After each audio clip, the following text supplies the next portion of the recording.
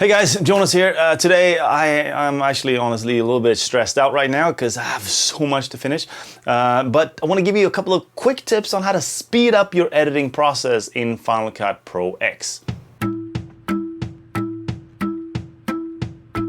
I don't know if you are in the same situation as me, but this time of the year is the worst for me. I always have all these projects to finish before the end of the year. And on top of that, I'm going to South America in 2 weeks. I'm gonna shoot some videos for you guys there as well. So I'm sitting here editing and I thought of a couple of, shortcuts that I use to speed up my editing process. Simple things that are already in Final Cut Pro X, but stuff that I figured maybe I could share with you if you are in the same situation as I am right now and just trying to finish all these videos. So the first one is how to kind of set up the library for quicker editing.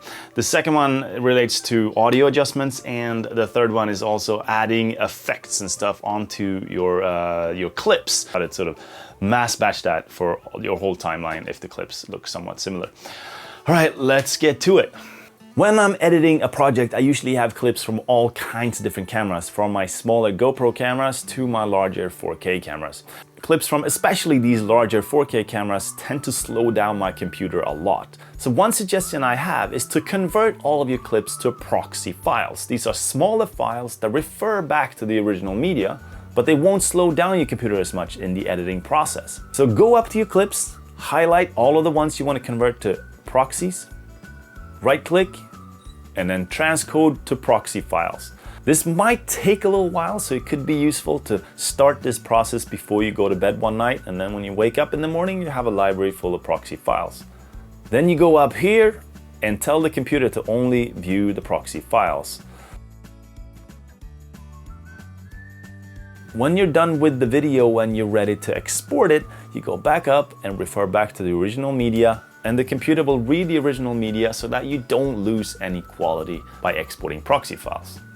Part of the editing process is, of course, to add all kinds of color adjustments, contrast, and filters to your clips. But if you have a long timeline with a lot of clips, working on each individual clip can take a long time.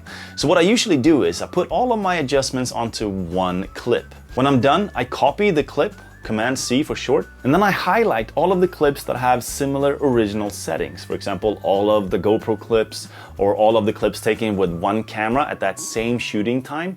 With the clips highlighted, I go up to Edit and scroll down to Paste Attributes. And in the window that appears are all of the attributes to the clip that I just copied. For example, color correction or any transformation changes that I made to it. I can then select the attributes that I would like to paste onto the clips that I've highlighted, and boom, there you have it. Mass batch of filters and transformations and all kinds of stuff.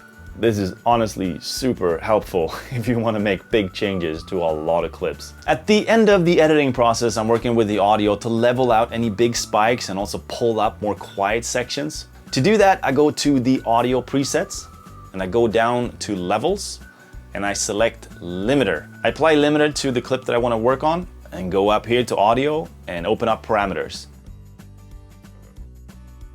First thing I play with is the output level. Usually for a relatively normal audio set, I drag it down to -3. If I know I have bigger spikes and bigger differences in the audio levels, I can drop it down to -4 or even 5. And then I start playing with the gain. With the output level, you're kind of setting the bar. And then when you start playing with the gain, you will see that the audio won't go past that lower bar, even if you pull up the gain as high as you can. Instead, what will happen is that the parts with the lower volume will actually kind of reach up and get closer to that bar as well, leveling out the audio.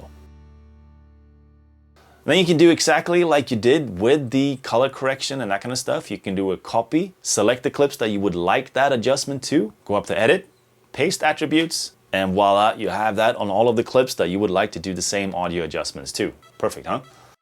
All right, those are some quick tips for you that are already built into Final Cut Pro X. So if you have the program, you have all of these features right there for free. And on the same note, Rob and I have been talking about future videos. So we want to throw out the question to you guys again. Are there any topics that you would like us to make a short series of videos on? For example, the tools in Photoshop or other editing tools in Final Cut or something similar to that. Let us know. We would love to hear your thoughts. All right, thanks for watching and see you in another video. Hopefully a little less stressed that time. Okay, bye.